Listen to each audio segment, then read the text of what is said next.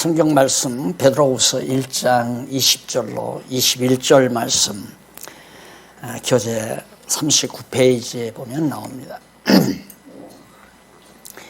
먼저 알 것은 경의 모든 예언은 사사로이 풀 것이 아니니 예언은 언제든지 사람의 뜻으로 낸 것이 아니요 오직 성령의 감동하심을 입은 사람들이 하나님께 받아 말한 것임이니라. 베드로 사도가 전해준 하나님의 말씀인데요, 우리가 먼저 알아야 될 것이 뭐냐? 그 먼저 알아야 될 것은 모든 예언, 성경에 나오는 예언의 말씀이죠. 경의 모든 예언이란 성경에 나타나는 모든 예언의 말씀을 뜻하는 겁니다. 이 당시의 성경은 물론 구약 성경이죠. 구약 성경 전체가 다시 따지고 보면 예언의 말씀입니다.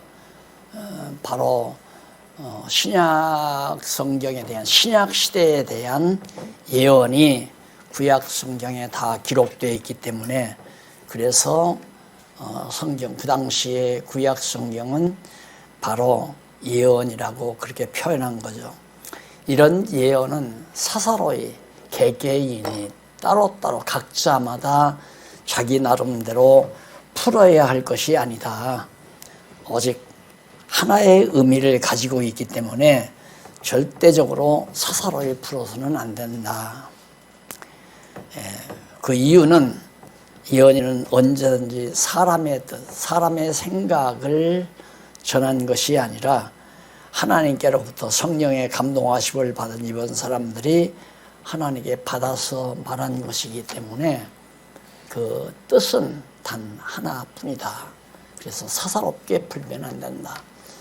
그런데 지난 시간 살펴본 대로 교회마저도, 기독교 교회마저도 성경을 사사로이 다 풀거든요. 감리교는 감리교대로 성경을 풀어요. 장로교는 장로교대로 풀고, 성결교는 성결교대로 풀고, 침례교는 침례교 나름대로 또 풀어요. 또 그런 교단 말고, 교파 말고 또 각 학자마다, 또 목사님들마다 설교하는 게 다 각각이에요. 그러니까 10교회를 가보면 10교회 목사님들이 다 각각 이야기를 합니다. 그러다 보니까 표준이 없어져 버렸어요. 무엇이 올바른 것이냐, 그걸 알 수가 없이 완전히 교회 자체도 혼미한 상태에 빠져 있거든요. 이런 상태에서 우리가 매우 정말 중요하게 여길 수 있는 것은 성경이 도대체 뭐냐라고 하는 이런 문제를 반드시 풀어야 된다. 그러니까 하나의 공식, 뚜렷한 수학 문제를 놓고 뚜렷한 하나의 공식 가지고 문제를 풀면 답은 다 똑같습니다. 그런데 푸는 방법이 다 다르다가 보면 답이 다 각각 달리 나올 뿐만 아니라 모두가 틀리게 되는 거죠. 그래서 푸는 기준이 매우 중요해요. 어떻게 성경을 풀어야 되는가? 모든 만물에 대한 이치를 어떻게 풀어야 되는가에 대한 그 기준점이 매우 중요하잖아요. 그걸 공식이라고도 말할 수 있고요, 원리라고도 말할 수 있고. 그래서 이제 여러분들 대학에서도 해석학 다 공부해 보셨겠지만 그 해석학이 매우 중요하잖아요. 내가 살아가는 현실 세계에서 일어나는 모든 일들이라든가 사물에 대한, 어떤 물질에 대한 해석을 어떻게 할 것이냐 하는 문제인데, 그 해석학에 따라서 물질을 보는 시각도 다르고, 사건, 역사적인 사건을 보는 시각도 다 다르잖아요. 그래서 그 해석학이라는 게 매우 중요한데, 신학에서도 그 해석학이 있는데, 그게 뭐냐면 성경을 어떻게 해석할 것이냐. 그 해석학에 보면 반드시 하나의 의미를 지니고 있다. 성경에 나오는 모든 내용 자체가 하나의 의미를 지니고 있기 때문에 분명한 기준에 의해서 성경을 풀면 누구나가 10사람이든 100사람이든 모두가 다 똑같은 답을 제시할 수밖에 없잖아요. 기준이 하나니까. 또 똑같은 기준에 의해서 해석을 하게 되면 이게 매우 중요하단 말입니다. 그러니까 오늘도 현재 우리가 처한 현실에도 한국 역사를 보는 시각이 다 다르잖아요. 한국 역사를 보는 시각을 고구려 시대로 접해서 해석하는 방법도 있고 삼국시대로부터 해석하는 방법도 있고 마치 또 임시정부 때로부터 우리 대한민국의 역사를 해석하거나 이승만 대통령 시대로부터 역사를 보다가 보니까 한국 역사에 대한 견해가 다 달라지잖아요. 그러니까 서로 견해가 다르니까 싸울 수밖에 없죠. 투쟁할 수밖에 없고 그래서 갈등을 겪게 되는 거고요. 그래서 우리도 이 세상 살면서 많은 갈등과 고민을 하는 이유 중에 가장 큰 이유가 기준점이 없다. 나는 왜 망했을까? 나는 왜 하필이면 이런 환경에 처했을까? 나에게는 왜 이 불운한 환경이 내게 부딪혀 왔을까? 이거에 대한 해석을 잘못하기 때문에 해석에 답이 떨어지지 않기 때문에 고민을 하게 되고 갈등을 겪게 되고 나는 정말 불운한 운명을 타고났구나. 그래서 절망하고 좌절하게 되고 제가 농촌노동할 때 깊은 산중 마을에 한 100여 되는 마을에 가서 계몽활동을 하던 때였어요. 근데 그 마을에 서울대를 졸업한 젊은 친구가 또 자리를 잡고 있는데 거기에 살고 있는데 왜 여기 와 공부를 하고서 왜 이 시골에서 이렇게 놀고 있느냐 하니까 자기 일은 도저히 풀려지지를 않는다는 거예요. 그래서 이름을 지은 장명가에게 가서 물어보니까 당신은 운명을 더럽게 타고났다. 이름을 잘못 지었다. 그래서 이름을 고쳐도 필요 없대요. 그리고 당신은 생년월일이 참 운명적으로 잘못됐다. 이런 판단들이 이루어지니까 이 사람이 나 있는 동안에 그만 자살해버리고 죽었어요. 그러니까 자기 생애에 대한 정확한 올바른 해석을 못하다 보니까 절망하게 되고 좌절하게 되고 그러니까 앞으로 수십 년을 살아가야 될 우리 젊은 세대들이 내게 다가오는 모든 환경이나 여건, 주변의 모든 것들 이런 것들에 대한 올바른 해석을 하고 산다는 것은 정말 지성인으로서 또 이성적 존재로서 반드시 해야만 하는데 문제는 기준점이 없다는 거예요. 어떤 형식과 어떤 원리에 의해서 내 인생을 해석하고 살 것인가 매우 중요하잖아요. 그래서 정말 그 기준점이 매우 중요하고요. 기준점을 가지고 있다고 하는 것은 그 자체가 정말 거짓없는 진리여야 되거든요. 그 기준점 자체가 진리여야만 올바른 해석의 원리가 될 수 있잖아요. 그런데 현대사회는 진리를 상대적 진리밖에는 인정을 안 해요. 절대적 진리를 인정을 안 한단 말입니다. 예, 절대적 진리는 어제나 오늘이나 내일이나 영원토록 변함이 없는 그런 진리를 절대 진리라고 하는데 상대적인 진리는 사람마다 자기가 가지고 있는 견해예요. 그래서 현대사회는 어떤 상대가 어떤 이론을 전개하면 그럴 수도 있겠다. 일단 인정을 해야 된다는 거죠. 왜? 그 사람 나름대로의 주관적인 해석은 맞다고 생각하니까. 그러나 나는 그렇게 생각 안 해도 나는 이렇게 생각한다. 이걸 둘 다 인정을 해야 된다는 거예요. 그래서 여러분들이 대학에서 공부할 때 그런 형식의 논리하에서 공부하고 나왔기 때문에 절대 진리에 대해서는 존재가 불가능하다. 있을 수가 없다. 그러니까 나도 내 나름대로 목표를 정하고 뜻을 정해서 내 의지를 가지고 내가 살아야 된다고 하는 그런 생각을 안 가질 수가 없잖아요. 그러다 보니까 내 생각대로 되는 게 없단 말입니다.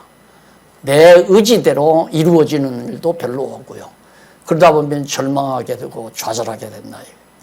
그래서 현실을 디디고 일어설 수 있는 힘을 잃어버릴 수밖에 없죠. 절대 진리를 알지 못하면, 절대적인 진리를 알고 있으면 아무리 어려운 현실이라도 밟고 일어설 수 있는 그런 의지력을 내가 간직할 수 있지만은 절대 진리에 대한 확신이 없으면 그럴 힘을 얻을 수 없는 것이 현실 생활이라는 것을 누구도 부정할 수가 없을 겁니다.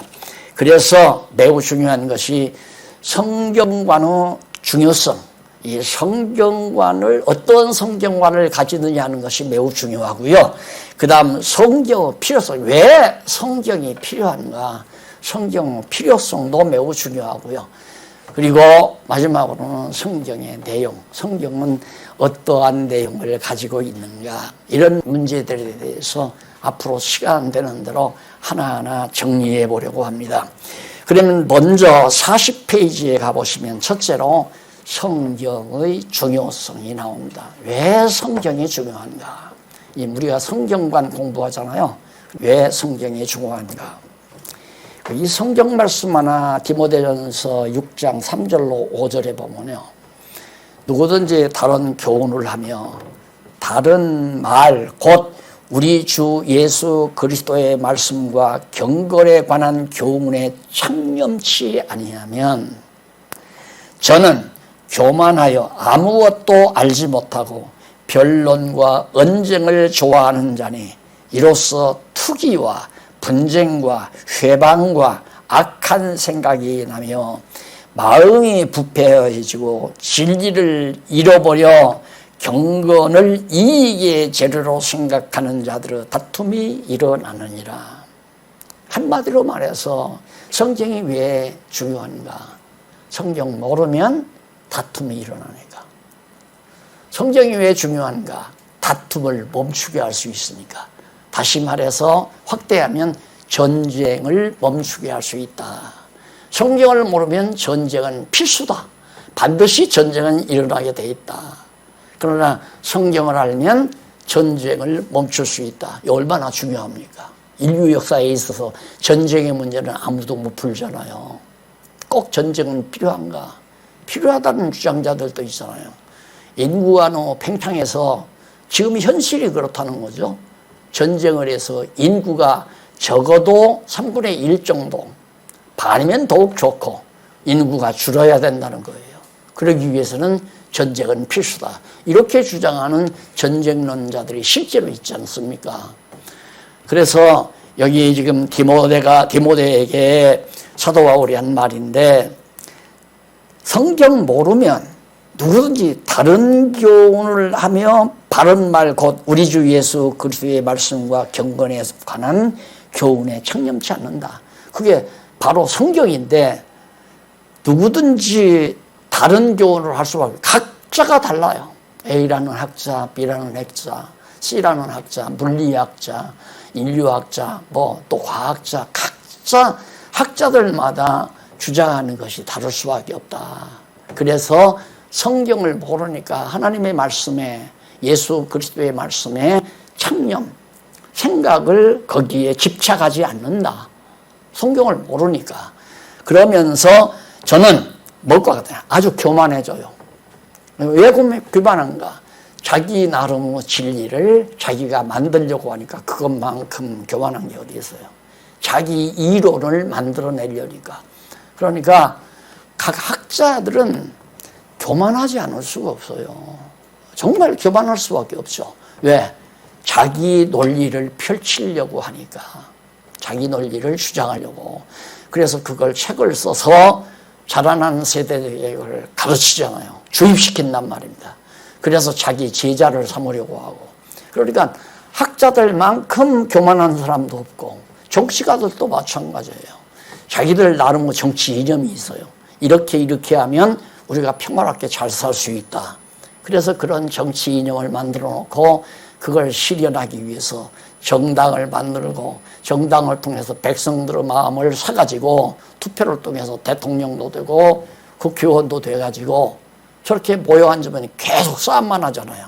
백성들은 지금 코로나로 죽느냐 사느냐의 문제에 달려있고 사업가들도 사업이 망하느냐 흥하느냐 이런 심각한 상황에 있는데 정치인들은 자기들 나름대로 이념이 틀린다고 해서 내 주장과 맞지 않는다고 해서 계속 백성들이 국민들이 눈을 보는데도 싸움만 하고 있잖아요.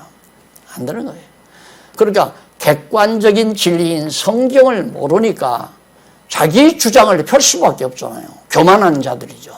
말할 수 없이 이렇게 말하는 자들이죠. 그러면 어떤 사람은 그래요. 너도 그렇지 않느냐. 내 마음대로 성경을 이렇게 저렇게 만들어가지고 그것이 제일이라고 말하지 않느냐. 나는 안 그런다. 나는 내 주장이 아니라 내가 논리를 만드는 것도 아니고 내가 연구한 것도 아니고 성경에 있는 것을 발견한 것뿐이다. 내가 성경에 있는 것을 내가 발견을 해서 그대로 그것을 알기 쉽게 설명하는 것뿐이지 내 이론이나 내 이상이 아니다. 아니, 선배 목사님이 나한테 그러더라니까요. 교회 개혁론 쓰라고 자꾸 해서 써다가 갖다 바쳤더니만 보고 나서 하시는 얘기가 그건 목사님 이상이야. 이상과 현실은 달라. 그래서 내가 바로 목사님 그거 제 이상 아닙니다. 그 성경 다 근거 됐지 않습니까?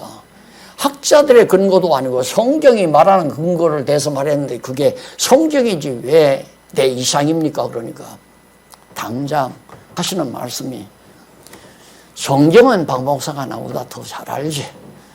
교회 헌법은 내가 더 잘 알지만 성경은 박 목사가 더 잘하니까 내가 더 이상 이야기 안 하겠다 이거예요. 맞습니다. 제가 지금 이렇게 강의하는 것도 성경이 말하는 걸 강의하는 거지 내 나름대로 합리적으로 내 어떤 이상에 맞게 논리를 전개해서 설명하는 내 이론 체계가 아니라는 얘기죠. 성경을 보고 믿어진 것을 쉽게 핵심을 잡아서 젊은이들에게 강의하기 위해서 이 책을 쓴 거고 그 쓴 대로 핵심적으로 정리해주면 우리 젊은 세대들이 성경을 연구하는데 크게 방향 제시가 될 것 같아서 해주는 것뿐이거든요. 그러니까 성경 모르면 속아요. 100번 속습니다. 내가 대학에 가서 교수를 잘 만나면 A 교수를 만나면 A 교수의 문화생이 되고 B 교수를 만나면 B 교수의 문화생이 되는 거예요. 성도들도 마찬가지죠. 옆에 있는 성결교에 나가기 시작하면 성결교 교인이 되고 감리교에 나가게 되면 감리교 교인이 되고 어느 교회를 만나느냐에 따라서 자기 생이 달라지고 신앙이 달라지잖아요. 아무것도 만나면 안 돼요. 오직 성경을 만나야 된다 말입니다. 왜? 그건 절대 진리니까. 이 절대 진리 성경을 만나야 정말 바르게 역사도 인생도 세계도 바르게 해석하고 이해해서 바람직한 자기의 삶을 구가할 수 있는 힘과 여건을 얻을 수 있다는 얘기입니다. 그래서 이 성경의 중요성 가운데 첫 번째가 역사적 측면에서 매우 중요하다. 역사적인 측면에서 볼 때 성경은 없어서는 안 되는 가장 중요한 그런 핵심적 진리라는 것을 말해주고 있습니다. 왜 그러냐면 오전에도 제가 말씀드렸지만은 교양인, 소위 지성인이라면 앞뒤를 살핀다고 그랬어요. 앞뒤를. 앞만을 바라보는 것이 아니라 뒤를 살펴보는 것이죠. 다시 말해서 아침에 그 학교 눈이 쫙 넓은 학교 교정에 눈이 쫙 덮였잖아요. 사람이 아무도 한 번도 걸어가지 아니하는 하얀 눈이 서복이 덮였는데 소년 하나가 딱 나타나더만 교문 앞에 나타나더니만은 앞에 딱 서 있는 하나의 나무를 딱 바라보고는 거기를 향해서 걸어가요. 한참 걸어가다가 다시 뒤를 돌아보고 자기가 걸어온 방향을 살펴요. 아, 교문에서 지금까지 바르게 걸어왔구나. 그러면 여기서 여전히 앞을 바라보는 그 나무를 향해서 걸어가면 되겠다는 것을 확인하고 또 걸어가요.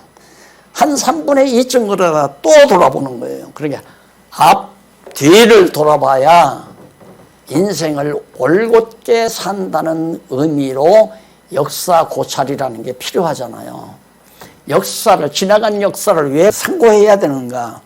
성경에도 보면 시편에서 모세가 이스라엘 아브라함과 언약을 맺으신 이후에 애굽에 가서 400년 종살이하고 그리고 애굽에서 나와서 모세를 따라서 지금 광야로 나왔잖아요. 이제 가나안 땅 곧 들어갈 거란 말입니다. 그럴 때 신명기에서 제일 먼저 모세가 하는 일이 역사고찰입니다.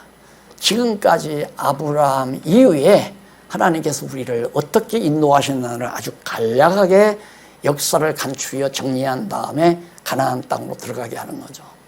그래서 역사고찰이라는 게 참 중요하잖아요. 그런데 지나간 역사를 부정적으로 보느냐 긍정적으로 보느냐는 현실에서 나에게 굉장히 극대 극으로 바뀌어지는 겁니다. 과거 역사를 부정적으로 보면 미래 역사도 부정적으로 볼 수밖에 없죠. 과거 역사를 긍정적으로 보면 미래 역사도 긍정적으로 볼 수밖에 없고요. 그래서 역사적 측면에서 볼 때 성경은 매우 중요하다. 아주 중요하다. 그런 의미로 지금 설명을 하는데 디모데후서 4장 2절로 4절에 보면 범사의 오래 참음과 가르침으로 경책하며 경계하며 권하라. 때가 이르니 사람이 바른 교훈을 받지 아니하며 귀가 가려워서 자기의 사욕을 쫓을 스승을 많이 두고 또 그 귀를 진리에서 돌이켜 허탄한 이야기를 좇으리라. 자, 분명히 자기는 어렸을 때 나는 행정가로서 공무원으로 내 일생을 살아야 되겠다고 해서 열심히 공부하고 열심히 시험을 봐서 7급 공무원에 패스를 했어요. 그래서 지금 동사무소에서 열심히 일하고 있는 거예요. 그러면 자기 지나간 역사를 딱 살펴보면 긍정적인 거 아니에요. 자기 목표가 달성이 됐으니까. 그래서 공무원으로 7급에서 6급으로 5급으로 이렇게 올라가서 나중에는 혹시 내가 장관에 발탁될 수도 있고 아니면 대통령이 될 수도 있고 계속해서 이제 밥풀령에서 바르게 걸어가야 되거든요. 그런데 이상하게 자기 주변에 이상한 선배 한 분이 딱 나타나서 넌마 그 7급 공무원 생활해가지고 막 언제 돈 벌어가지고 자식들 가리키고 가대를 이루고 인마 내가 그래 인간답게 살 수 있겠냐 막 그렇지 인마 날 따라와 내가 너 하루에 공무원 자리에 한 200만 원밖에 못 받잖아. 내가 적어도 내가 하루에 500만 원짜리 직장에 소개해주마. 거기에 유혹당해가지고 흔들려서 따라간 거예요. 따라가가지고 딱 가보니까 자기 친구가 경영하는 회사에다가 딱 했는데 웬 걸요? 1년 후에 부동 나와버리고 말잖아요. 바로 그런 의미를 말하는 거예요. 지난날 과거가 올바랐으면 한 번 목표를 정한 곳에 가서 고소를 향해서 계속 그래서 옛 어른들이 한샘 파라 한샘 파라 한 군데 땅만 깊이 파면 물이 나온단다. 한샘 파라. 이렇게 어른들이 경험적으로 얘기하잖아요. 바로 이 성경 구절이 그거예요. 아무것도 모르는 인간이 와서 잘 바른 교훈 받지 않고 도리어 귀가 가려워가지고 한 달에 500만 원 받는데 취직시켜준다니까 공무원 사표내버리고 갔단 말이에요. 바로 역사 고찰이란 매우 중요하다. 그래서 거기 엄밀하게 말하면 기독교 역사는 예수의 초림을 중심으로 해서 그 이전과 그 이후로 나누어지죠. 예수님의 초림, 예수님 오신 대로.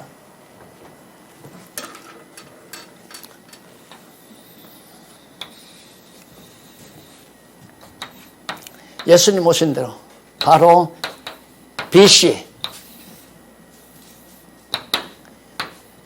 AD 이렇게 해서 역사가 주전, 주의 역사로 나뉘어지잖아요.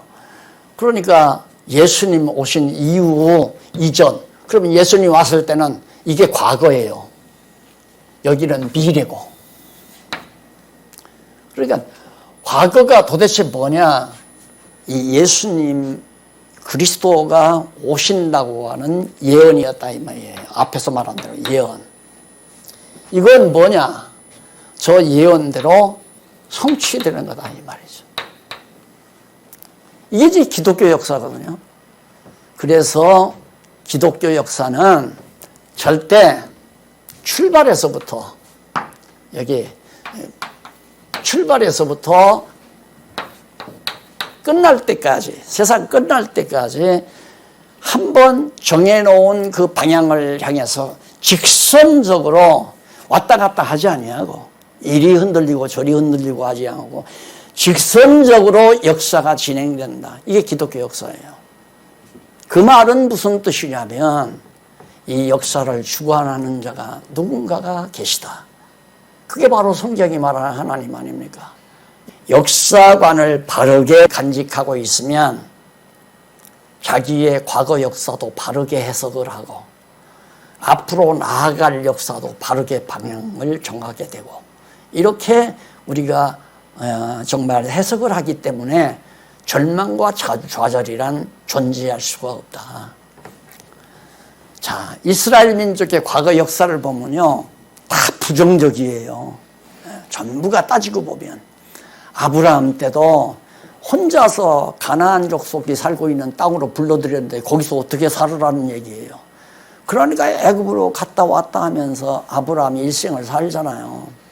이삭도 그랬고 야곱도 하란으로 도망갔다가 또 돌아와서 자식들하고 좀 나아서 살면 하니까 흉년이 들어가지고 11째 아들 잃어버리고 요셉이 애굽으로 팔려가 버리고 그래서 알고는 결국에는 야곱이 애굽으로 자식들 데리고 70여 명이 다 갔잖아요. 가서 400년 종살이하고 그러다가 애굽에서 출애굽에서 왔는데 광야에서 40년 또 정말 괴로운 생활, 고통스러운 생활을 하죠. 다 부정적인 것 같죠. 그러나 예수님께 딱 와서 예수님 시대에 와서 보니까 이 역사가 진짜 긍정적이고 아름다운 역사였다. 왜? 이 역사의 예언대로 그대로 아름다운 역사가 진행되어 가기 때문에. 그래서 내가 어렸을 때 어떤 꿈을 가지고 살아오다가 좌절하고 내 생각대로는 이리 흔들리고 저리 흔들리고 하는 것 같아도 하나님께서는 그런 방법을 통해서 나를 바른 길로 인도해 가는 거죠. 나로 하여금 여호와 하나님 경외하는 사람 만들려고 하나님은 나를 세상에 아버지를 통해서 어머니 아버지를 통해서 출생케 했는데 나는 어려서부터 꿈꾸는 시에 그림이나 그리고 살려고 했고 아니면 성자나 되려고 살려고 했고 아니면 그냥 계몽가나 돼서 살려고 했고 이런 엉뚱한 짓을 하니까 하나님께서 그걸 착착 막아가지고 그런 곁길로 가지 말고 바르게 이 길로 가라. 그래서 여기까지 인도해 오신 거 아닙니까? 하나님의 계획대로 날 때부터 어머니 뱃속에서부터 여호와 하나님 경외하고 사는 사람 만들어 가시기 위해서 내가 딴 길로 가는 걸 막았는데 우리는 그게 아니라 나는 이 길이 좋아서 가려고 했는데 이 길을 실패하고 내가 좀 이쪽 길로 온다 이렇게 생각하는 거죠. 역사 해석을 잘못하니까 그런단 말입니다. 다시 말해서 역사를 하나님이 주관하신다고 보면 내가 사업가가 되려고 사업을 시작해서 돈을 잘 벌었는데 낭패됐다. 그게 실패가 아니라 하나님 편에서 볼 때는 올바른 길로 가게 하시는 작은 아들로 태어나게 했을 때는 아버지 공경하면서 아들로 행복하게 살게 하시려고 작은 아들로 태어나게 했을 거 아니에요. 그런데 이놈이 갑자기 꿈을 꾸기를 아버지가 내 재산 태주면 나는 내 마음대로 가서 내 멋대로 한번 자유롭게 부자 돼서 잘 살아보고 싶은 꿈이 생겨가지고 아버지한테 재산 태달라고 이렇게 주었잖아요. 줄 때 가서 막 돈 잘 벌어서 아버지보다도 부자다가 잘 먹고 잘 살아라. 이게 아니죠. 너 한번 그렇게 해봐라. 안 된다. 너는 내 아들이야. 내 안에 와서 내 사랑받고 아버지 밑에서 행복하게 살아야 된다. 그래서 안 되는 걸 깨닫게 하기 위해서 돈 가지고 내보내잖아요. 내보내서 결국 탕자가 되니까 못했잖아요. 자기 꿈은 실패로 돌아갔고 도리어 아버지 품으로 돌아오잖아요. 그러니까 하나님은 우리를 직선길로 인도하신다. 절대 직선길로 인도하신다. 그러면 사시다가 역사를 해석할 때 뭔 일이 안 된다. 이걸 좌절할 성질의 것이 아니잖아요. 무슨 일이 안 되면 아, 하나님께서 이 일은 하지 말라는 거구나 하고 다시 하나님이 인도하시는 대로 그렇게 살아가는 것이, 즉 역사를 주관하시는 하나님의 뜻을 따라 살아가는 것이 가장 지혜로운 인간이 된다. 성경을 알아야 그렇게 되죠. 성경을 모르면 그렇게 안 된단 말입니다. 그래서 역사 해석이 달라요.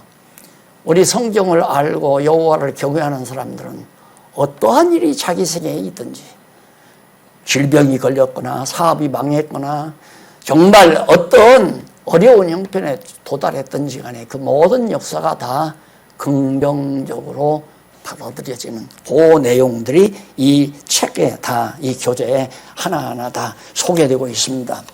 그래서 이 역사에 대한 설명이 쭉 거기에 나오는데, 한 가지 명심할 일은 이때 역사, 이 시대의 역사. 그러면 이건 과거예요. 과거 역사. 예수님 당시로부터. 이건 예수님 이후의 역사니까 우리는 지금 21세기 여기에 살고 있고요. 여기에. 그러니까 우리의 입장에서는 이것도 과거 역사죠. 이게 이제 앞으로 미래 역사고. 그럼 분명히 하나님께서 여기까지 나를 인도해 오셨으면 앞으로 이렇게 인도해 가실 게 너무 분명하단 말입니다. 그래서 이제 소위 천국이라고 하는 하나님의 나라 백성으로 완전히 우리를 길러가지고 인도해 가시려고 지금 여기다 우리 놓으신 거란 말입니다. 그런데 우리는 여기에서 자꾸만 내 생각대로 일로로도 생각해보고 다시 일로로도 생각해보고, 마치 이스라엘 백성들이 가데스반에 가가지고는 야, 우리 가나안 땅 못 간다. 가나안 땅으로 가도록 하려고 하나님께서 인도하신 거 아니에요. 가나안 땅으로 가게 하시려고. 그런데 야, 가보니까 우리 생각으로는 도저히 그 나라, 그 가나안 땅 들어가지 못한다. 차라리 애굽으로 돌아가자. 어떤 사람은 다시 옛날로 돌아가자. 일로로 가자. 주장들이 참 많죠. 그러면 인간이 자기 생각대로 하려고 하는 것을 막아야 될까요? 안 막아야 될까요? 너무 분명하잖아요. 막아야 되잖아요. 그걸 우리가 실패다 이렇게 생각한다 이 말입니다. 우리는 실패가 없어요. 성경을 깨닫고 여호와 경외하는 자에게는 절대 실패가 없어요. 보다 더 좋게 하시려는 거죠. 제가 결혼하고서 바로 얼마 안 돼가지고 아이들도 없을 때 그만 학생들이 교육전사로 있었는데 학생들이 목사님 사모님한테 거슬러가지고 아무래도 제가 이제 어떤 계몽의식이 강해가지고 그런 것들이 학생들에게 들어갔던 것 같아요. 그래가지고 이놈들이 사모님에게 대든 거예요. 그러니까 당장 목사님이 나를 들어오라고 호출이 떨어졌어요. 나는 당장 끝났다. 나는 깨끗이 사표낸다. 내가 책임져야죠. 그래서 가서 무릎 딱 꿇고 목사님 죄송합니다. 제가 책임지죠. 그래. 어떻게 책임질라네요. 그래서 사표내야죠. 제가 더 여기 있으면 안 되잖아요. 제가 사표내랍니다. 뭐 할 얘기 없죠. 사표낸다는데. 사표내고 어느 변두리에 가서 있으니까 학생놈들이 2, 3년 동안 나를 찾았대요. 2, 3년 동안 찾아가지고 나를 찾아왔어요. 한 대선님이 찾아와서 목사님 이제라도 우리들을 주먹으로 때려주시고, 그 전에 직접 그때 주먹으로 우리를 때려주십시오. 끝내 때려야 된다는 거예요. 그래서 주먹으로 볼을 좀 때려줬죠. 일일이. 그랬더니 3년 후에 찾아왔어요. 자기 감사패를 딱 하나 만들어가지고 6놈이 찾아왔어요. 목사님이 정말 고맙습니다. 정말 감사합니다 하면서 저들 이름 써서 자기에다가 감사패를 만들어 가져왔더라고요. 무슨 얘기를 하려고 제가 그러냐면 안 되는 일이 잘 되는 일이다. 그게 일반 상식으로는 하나의 언어 게임이라고 그래요. 말재간 부리는 거다. 그게 아니에요. 실제로. 이거 안 돼야죠. 이것도 안 돼야 되고, 안 돼야 되고, 안 돼야 되고. 다른 데로 가려는 건 안 돼야 돼. 이 길로 가야 되잖아요. 난 젊은이들이 지금 이 이야기를 심각하게 들어주면 참 지혜로운 자 같아요.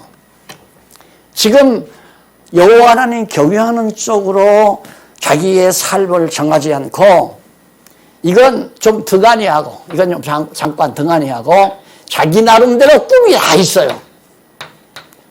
이 꿈이 더 중요한 거죠. 꿈을 향해서 가느라고 성경 공부를 뒤로 하고 성경도 살피지 않고 또 실제로 부모님들과 더불어 신앙생활도 하지 아니하고 그러면서 나도 믿어요. 다 걱정하지 마세요. 우리 걱정하지 말고 부모님들이나 잘하세요. 그러면서 등한히 하는 젊은이들 똑똑한 게 아니에요. 그게 똑똑한 게 아니란 말입니다. 똑똑한 건 누구냐?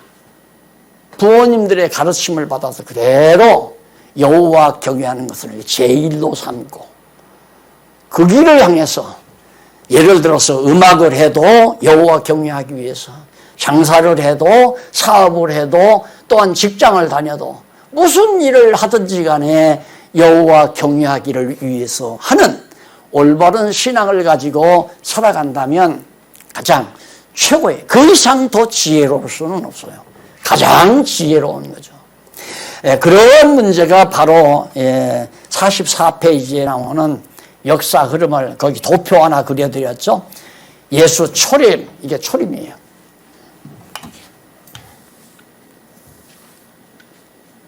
예수님 처음에 임했다 이거예요. 처음에 오셨는데 초림 다음에 어떠한 일이 있느냐면 5세기에 바로 어떠한 일이 생기느냐면 그 전에 4세기에 바로 콘스탄틴 황제가 기독교 신앙을 공인하는 그런 사건이 4세기에 있고 5세기 바로 뒤에 바로 6세기에는 그레고리 1세 교황이죠. 그레고리 1세에 대한 아주 중요한 교회사적 중요한 매듭이 하나 있어요.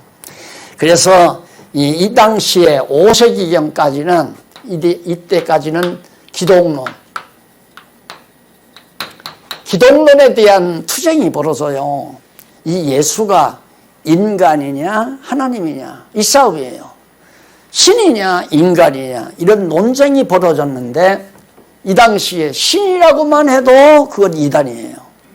인간이라고만 해도 이단이고 그러니까 이 당시에 마지막 결론 낸 것이 참 신이요 참 인간이다. 이렇게 둘을 받아들여서 그걸 이제 정리를 한 거예요. 그레고리 1세 그 무렵에 예수는 신이면서 참 인간이다.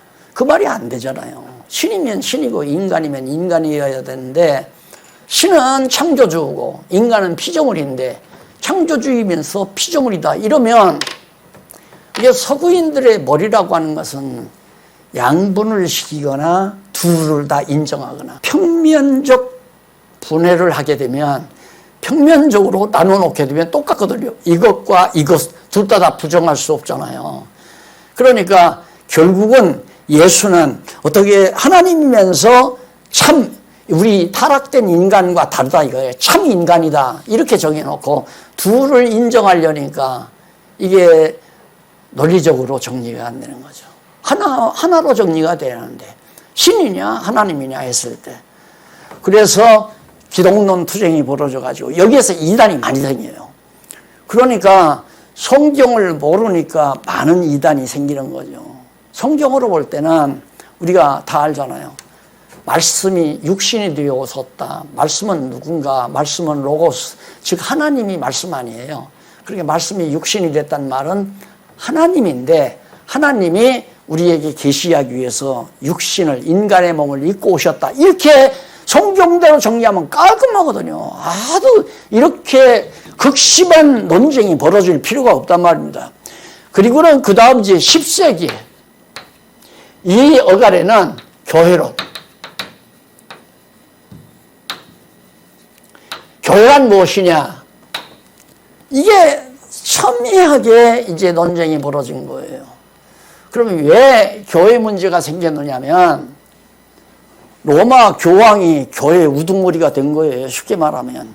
로마 교황이 교회의 우두머리인 로마 황제가 교회의 우두머리인 교황을 임명하는 거예요. 황제의 임명을 받지 아니하면 교회의 교황이 될 수가 없는 거죠. 그래서 그렇게 정리를 해 놓으니까 아니다 기다 싸움이 벌어지다가 그 당시에 로마 제국에 대한 반항을 누가 할 수 있겠어요. 그래서 다행히 이 당시에 이제 로마가 점점 시들어들면서 황제가 힘이 없어지니까 그 다음에는 이제 교황이 로마 황제를 임명 거꾸로 된 거예요. 반대로 힘이. 그렇게 해서 이제 바로 교회론이란 뭐냐, 로마 교황의 우산 아래에 들어와야 교회다 이렇게 만들어 놓은 거예요. 그러니까 로만 캐토릭 안에 들어오지 아니한 건 다 교회가 아니다. 그러니까 이런 것도 완전히 성경과는 정 멀어진 그런 교회관을 10세기까지 만들어 놓은 거란 말입니다. 그 다음에 이제 15세기 이전까지는 교회가 있다면 이제 구원론에 대한 논쟁이에요. 구원을 누가 시키느냐? 로만 캐토릭은 교황이 구원시킬 수 있는 특권을 가지고 있다. 권한이. 로마 교황이 구원시키면 구원받고 못 시키면 못 받는다. 그럼 로마 교황은 누구에게? 공적을 많이 쌓은 자에게 구원을 준다. 그래서 지금도 천주교는 교황이 인정해야 돼요. 어떻게? 연옥이라는 게 있잖아요. 연옥이라는 걸 로마 교회는 만들어가지고 살다가 여기서 죽어요. 사람이 죽으면 연옥으로 다 보내요. 연옥으로. 죽으면 다 연옥 간다. 천주교인들은 죽으면 다 연옥으로 가요. 영혼의 옥이지요. 감옥. 이곳에 가서 본인이나 안 그러면 후손들이 열심히 죽은 그 사람을 위해서 예를 들어 돈을 많이 낸다거나 어떤 선한 사업을 많이 했다거나 또한 교회를 위해서 많은 공적을 쌓은 자는 교황이 여기서 하나 둘 꺼내줘요. 이게 로만 캐토릭의 구원관이란 말입니다. 그건 아니잖아요. 그렇지만 대세가 그러니까 그 당시는 로마 교회가 다 아니에요. 대세가 그러니까 어쩔 수가 없죠. 자, 이런 싸움이 벌어졌는데 마지막 이제 여기서는 이제 20세기죠. 20세기. 여기서는 성경관의 싸움이에요. 성경관. 여기 15세기에 종교 개혁이 있잖아요. 종교 개혁. 개혁이 왜 그러냐? 말도 안 된다. 무슨 구원이 이런 식으로 해서 성경이 어디 그랬느냐 해가지고 루터가 들고 일어나가지고 교회를 성경대로 다시 회복하자 해서 개혁운동을 해서 15세기 종교개혁이 일어나면서 이제는 성경이다. 성경을 우리에게 바르게 알아야 된다. 그래서 성경을 알려니까 성경을 누구나가 가질 수가 없잖아요. 그런데 마침 16세기에 인쇄술이 발달해가지고 이제 성경이 딱 한 권의 책으로 그렇게 만들어지다 보니까 열심히 성경을 보면서 종교개혁이 유럽에서 발발한 거죠. 그래서 성공을 하다시피 했어요. 그래서 지금 20세기까지 나왔는데 여기에서 또 발발하는 게 뭐냐면 신존재. 하나님이 정말 존재하느냐. 이 문제가 지금 우리 눈앞에 대두되어 있는 거예요. 현재는. 이제 성경이 하나님의 말씀이라는 것이 확인이 안 되니까 그 다음 하나님도 존재한다는 것이 의심스러워서 지금 기독교가 위기에 놓여 있단 말입니다. 그런데 오늘 우리는 성경이 하나님의 말씀이라는 확증을 가지고 있고요. 또 성경을 통해서 하나님이 존재한다는 걸 정말 의심 없이 확실히 믿을 수 있는 성경 해석을 우리가 지금 하고 있잖아요. 이게 너무너무 중요하단 말입니다. 시대적으로. 그러니까 오늘 21세기를 사는 우리에게 있어서 성경이 그만큼 중요하다. 성경만 알면 하나님이 존재하는 것과 그의 속성, 늘 제가 강조하잖아요. 하나님이 어떠한 분이신가 존재와 속성이 확인이 되니까 이 문제가 다 해결되는 거죠. 성경도 하나님의 말씀이고 하나님도 살아 존재하시는 거고 이제는 인류의 어떤 문제가 인류의 문제거리가 하나도 있을 수가 없어요. 성경이 하나님 말씀이라고 확인됐죠. 되죠. 그 다음 하나님이 살아계시다는 게 딱 믿어지면 문제는 다 해결되잖아요. 왜? 절대 진리가 확정되니까, 확립되니까. 그리고 그 절대 진리에 의해서 기준점이 생기잖아요. 내 마음, 내 모든 생각이나 행동이나 내 모든 생활, 국가나 세계나 이 모든 것들에 대한 기준점이 딱 생기니까 혼란이 있을 수가 없는 거죠. 이런 엄청난 보고를 우리가 간직하고 자라난 젊은 세대들에게 안전해 줄 수가 없잖아요. 전해줘야죠. 그래서 오늘 또 이렇게 제가 열심으로 강론을 해드리는데 우리 젊은 세대들 그저 꼭 명심하고 성경은 알고 우선 가장 시급한 게 성경이에요. 그래야 내 과거도 해석하고 내 앞으로 미래도 내가 내다보면서 뭘 바라보고 내가 살아야 되는가, 뭘 목표로 내가 하고 살아야 되는가. 목표를 정하는 것이 매우 중요하잖아요. 어린 소년이 눈밭에 눈 덮인 운동장에 와서 내가 뭘 목표로 하고 걸어갈 것인가, 그렇게 정하고 걸어가듯이, 걸어가다가 뒤를 살피고 또 걸어가고 하듯이, 이래서 올곧게 인생을 가장 올곧게 정당하게 바르게 그렇게 살아갈 수 있는 유일한 길이 성경에 담겨져 있다. 꼭 공부를 하셔야 된다. 그런데 그 성경관에 대한 견해들이 너무너무 많아요. 자, 거기 45페이지에 나오죠. 성경도 하나님의 말씀이다. 중간에 큰 글자로는 고딕체로 성경도 하나님 말씀이다. 어떻게 보면 만든 것 같지만 틀린 말이에요. 스콜라 신학자들, 그러니까 다시 말해서 천주교 신학이나 같은 거예요. 스콜라 신학, 그 다음에 신비주의 신학. 성경도 하나님의 말씀이지만 자기가 생각하고 말하는 것도 하나님 말씀이다. 그러니까 교황이 로마 교황청에서 한마디 하면 전 세계적으로 확산되잖아요. 왜? 그게 하나님 말씀이니까. 성경만 하나님의 말씀이 아니라 교황이 하는 말도 하나님 말씀이다. 근데 신비주의자들도 그렇게 얘기해요. 성경만 하나님의 말씀이 아니라 어젯밤 하나님께서 내게 말씀하셨다. 한국에서 가장 큰 교회 이루었다는 지도자가 그런 소리 잘 하잖아요. 어젯밤에 하나님께서 내게 말씀했다. 그걸 증거 삼아서 순진한 성도들을 많이 모아가지고 성공했다고 하는 그런 엉터리 같은 현실이 우리의 눈앞에 벌어지는 것도 이 성경과의 잘못됨 때문에 그렇단 말입니다. 그런가 하면 성경에는 하나님의 말씀도 있다. 그러니까 성경이 다가 하나님 말씀이 아니라 성경 가운데 더러더러 하나님 말씀이 있다. 내 이웃을 내 몸과 같이 사랑하라. 이건 하나님의 말씀이라는 거죠. 그게 인본주의 신학자, 자유주의 신학자들이 하는 얘기입니다. 그 다음 성경은 기독교 경전이다. 불교의 경전도 있고 유교의 경전도 있듯이 성경은 그냥 하나님의 말씀이라기보다도 우리 기독교가 경전으로 삼는 책이다. 이렇게 말하는 것이 신복음주의, 소위 좀 진보주의 신앙을 가지고 있는 그런 진보주의 신앙을 가지고 있는 그런 학자들이 그런 소리 합니다. 파르스주의나 같은 거죠. 그 다음 네 번째로는 성경만 하나님의 말씀이다. 그게 바로 오늘 우리가 주장하고 있는 겁니다. 성경만이 특별 계시로서의 하나님 말씀. 일반 계시로서의 하나님 말씀은 이 우주 만물 모두가 다 하나님의 말씀이고요. 특별히 우리에게 딱 글자로 표현해서 주신 것이 신구약 성경 66권만이 특별 계시로서의 하나님 말씀이다. 그런 얘기예요.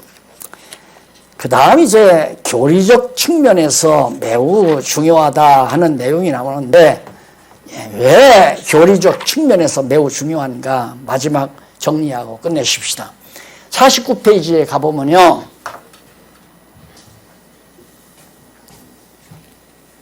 거기 교리가 만들어지는 과정을 설명을 했어요. 오늘날 모든 장로교나 성결교나 감리교나 침례교나 할 것이 모두 교리 가지고 해요. 교리. 그 교단에 교리가 있어요. 왜 그러냐면 성경을 모르니까 목사님들이 앉아서 교리를 만들어요.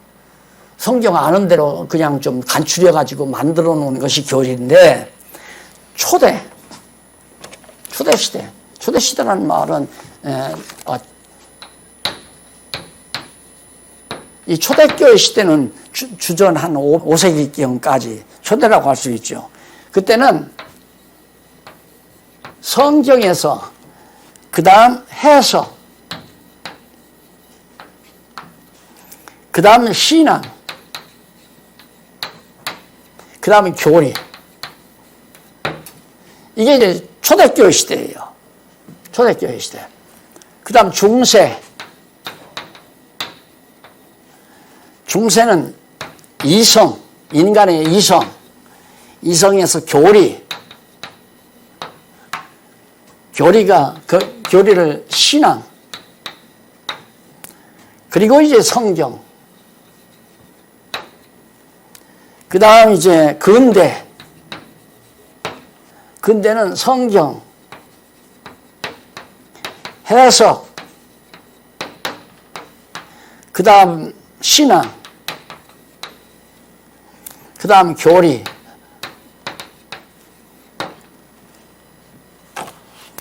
이게 이제 개혁교회고, 개혁교회요. 오늘 우리 현재 이건 로마교. 이것은 초대교회.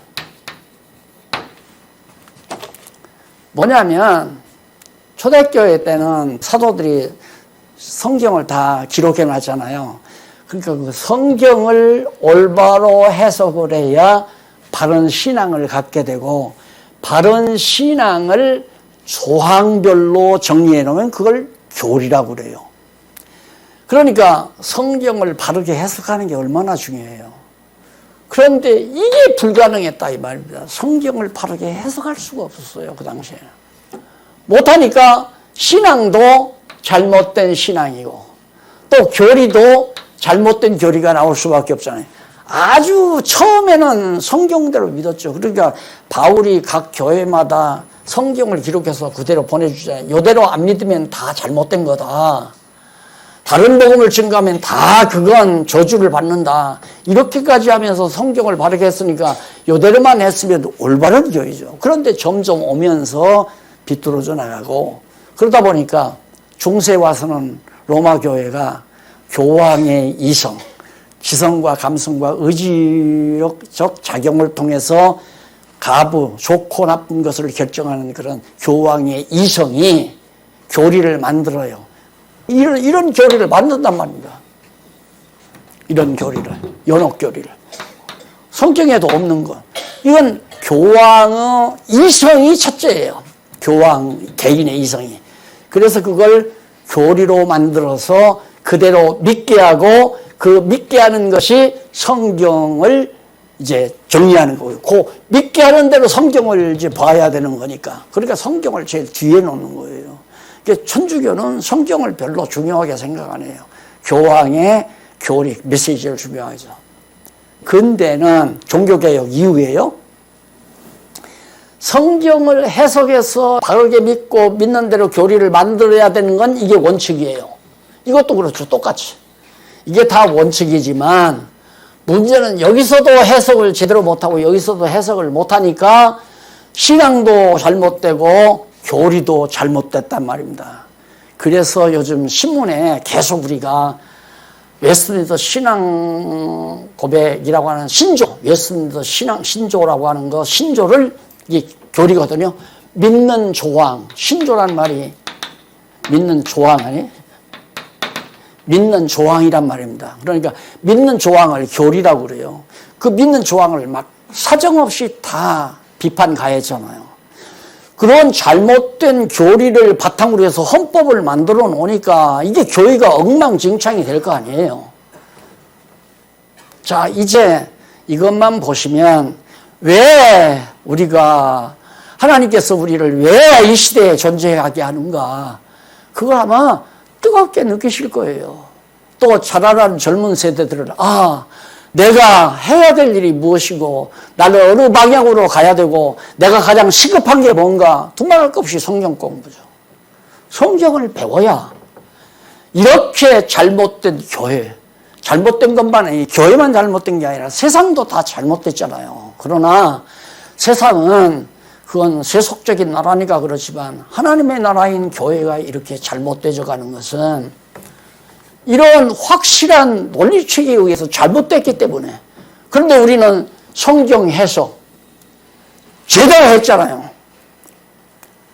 지난번에 어느 목사님 만났는데 자꾸만 뭐 지금 교회 조직 얘기예요. 그래서 제가 얘기를 했죠. 그랬더니만 뭐라고 그러냐면 그 성경이 퍼즐이 맞아야죠. 그러면 하나의 논리체계로 맞아야죠. 예, 맞았어요. 한번 자세히 보세요. 내가 책을 하나 줬거든요. 결혼책을. 깜짝 놀라더라고요. 가서 잘 읽어보겠다고 그러더라고요. 문제는 성경이 하나의 논리체계로 딱 정리가 되니까 해석이 제대로 떨어졌잖아요. 제대로 떨어지니까 바른 신앙을 갖게 되고요. 우리야 코로나 상관없잖아요. 하나님 믿고 사는 데야. 바른 신앙 갖게 됐고 그 신앙에서 바른 교리, 올바른 교리가 나왔는데 그것이 바로 우리들의 기독교 지도자 협의회의 12개 선언문 아니에요. 선언문에 나오는 12개 조항. 간단하게 교리가 정리가 되잖아요. 또 교회의 신앙 고백도 나오고 그거 다 교리예요. 교회를 어떻게 볼 것인가. 확실하고 분명한 이런 해답을 가지고 우리 젊은 세대들에게도 좀 자세하게 깨끗이 정리해서 위대한 정치가도 나오고 위대한 사학가도 나오고 위대한 사회학자나 위대한 철학자나 위대한 과학자도 얼마든지 나올 수 있는 것이 이 성경의 귀한 말씀이라는 것을 다시 한번 강조해 드리면서 시간 내에서 공부했으면 하는 간절한 소원을 가지고 강의 마무리합니다. 기도하십시다. 살아계신 하나님 아버지 감사합니다. 천한 젊은 세대들을 향해서 하나님의 귀한 말씀의 중요성을 강조해 싸우니 젊은이들의 마음문을 여시고 마음속 깊이 간직하게 하시옵소서. 예수님의 이름으로 기도드립니다. 아멘.